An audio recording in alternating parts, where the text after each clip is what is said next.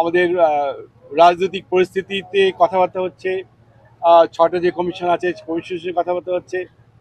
তবে দেশের এমনি সামগ্রিকভাবে যে পরিস্থিতি, আমি বলবো মোটামুটি ভালো, খারাপ বলবো না, মোটামুটি ভালো। এবং হ্যাঁ, না we are not unhappy. BNP cooperation করছে সরকারের সাথে, এবং ভবিষ্যতে আমরা কোঅপারেশন করবো এই সরকারের সাথে। আমার নেতা তারেক রহমান সাহেব বলেছেন, আমার নেত্রী বেগম খালেদা জিয়া বলেছেন, উনি অত্যন্ত পজিটিভ। আমার নেত্রী বেগম খালেদা জিয়া, আশা করি এই সরকার তার বোধগম্য হবে এবং যত শিগগিরই একটা সিইসিকে বলবেন যে কবে নাগাদ ইলেকশন ডিক্লারেশন করা যায়, সেটা মাথায় রেখে আমরা বিএনপি এবং তথা অন্যান্য দল যারা আছে তারা নিশ্চয়ই একটা শিগগির একটা ডেট আশা করছি, আমরা একটা নির্বাচনের ডেট আশা করছি, রোডম্যাপ আশা করছি। বাংলাদেশের রাজনৈতিক পরিস্থিতি অত্যন্ত ভালো মনে করি।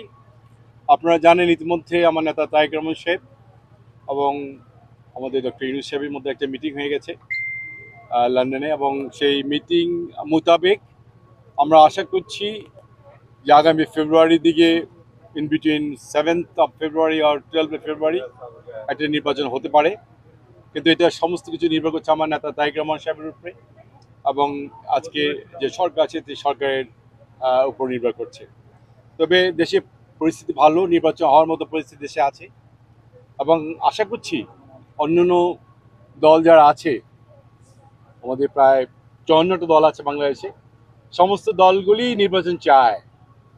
সুতরাং বাংলাদেশের মানুষ নির্বাচন চায়, বাংলাদেশের মানুষ নির্বাচন মুখে বসে আছে। সুতরাং আশা করব আমরা যে নির্বাচন যত তাড়াতাড়ি হবে এবং জনগণের হাতে যত তাড়াতাড়ি ক্ষমতা হস্তান্তর করা হবে, ততই দেশের জন্য মঙ্গল।